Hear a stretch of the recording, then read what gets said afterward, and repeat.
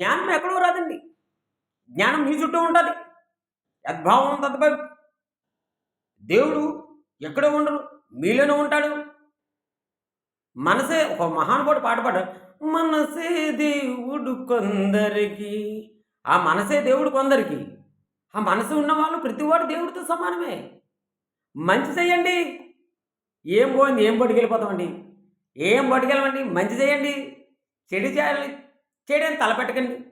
ఎందుకంటే రోజులు మంచివి కాదండి. ప్రతీది కూడా మనం అనుభవించిన శిక్ష అంతా ఇక్కడే అనుభవిస్తామండి. అది మర్చిపోకండి. అది పాపమాని పుణ్యమానండి. ఆ శిక్ష అనుభవించి వెళ్తాం. అనుకుంటాం ఏదో తొందర తాగేసి చచ్చిపోదాం అనుకుంటా. చావడానికి లేదు. వాడి టైం వల్ల చీట ఆడు చింపాలి.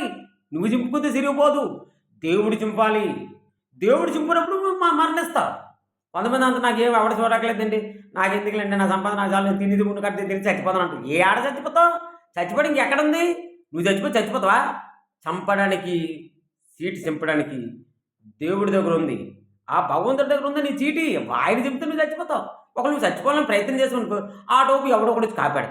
అయ్యి బాబు ఎందుకురా నీ చంపా బతికించామంటారు. బతికించడానికి దేవుడిని బతికించారు. ఇంకా టైం ఉంది. ఆ టైం వరకు నువ్వు ఉండాలి. ఈ భూమి మీద ఉండాలి. ఎన్నో అనుభవించాలి. ఎన్నో చూడాలి. ఎన్నో చెయ్యాలి. దానికోసం నేను ఇక్కడ ఉంచాడు. సో మానవుడు పుట్టించాడు కనుక నీ మానవ ధర్మము ప్రకారంగా మంచి చేయండి. నీ లిస్ట్ అయిన దగ్గర ఉంటుందండి. నువ్వు పాపం చేసినా, పుణ్యం చేసినా, మంచి చేసినా, చెడ చేసినా అన్నీ ఆయన దగ్గర ఉంటాయి. అది మర్చిపోకండి. అది తెలుసు. ఓం నమస్తే. దేవుడికి అన్నీ తెలుసండి. నీకు తెలియదు అనుకుంటావు. పిల్లి చీకట్లో పాలు తాగుతుంది. అది చీకటి అనుకుంటుంది. నాకు ఒకటిగా కనిపిస్తుంది, కానీ ప్రపంచం అంతా కనిపిస్తున్న సంగతి ఆయనకు తెలీదు. తెలిస్తే ఆ పిల్లి చీకటి గురించి ఆలోచించింది. గులిమెందుకు ఉంటుంది? తన కింద మచ్చ ఉంటుంది. ఎవరెవరినో అంటాం. ఆ మచ్చ మన దగ్గర ఉంటుంది. అది కూడా ఆలోచించాలి. నిజం. ఇది వాస్తవం అండి. ప్రవచనాలు అన్నీ వింటామని మన దగ్గర ఉంది ప్రవచనం. మన నోట ఉంది ప్రవచనం. మన హృదయంలో ఉంది దేవుడు. మన మనసులో ఉన్నాడు దేవుడు. మనసు ఏం చేస్తే అది చేయండి. అదే దేవుడి మార్గం. మనసు ఏం చెప్తే అది మార్గం ఉన్నాడండి. అదే దేవుడి మార్గం. శ్రీ దుర్గా క్రియేషన్స్, మీ Durgarao direct and producer. Short film, web series. త్వరలో వెబ్ సిరీస్ తీస్తాను చూడండి. Room number 3. రూమ్ నెంబర్ 3లో వెబ్ సిరీస్ వస్తుంది. త్వరలో చూడండి. ఎవడు పట్టుకుని 10 లక్షలు కూడా త్వరలో వస్తుంది. చూడండి, చూసి నాకు సపోర్ట్ చేయండి.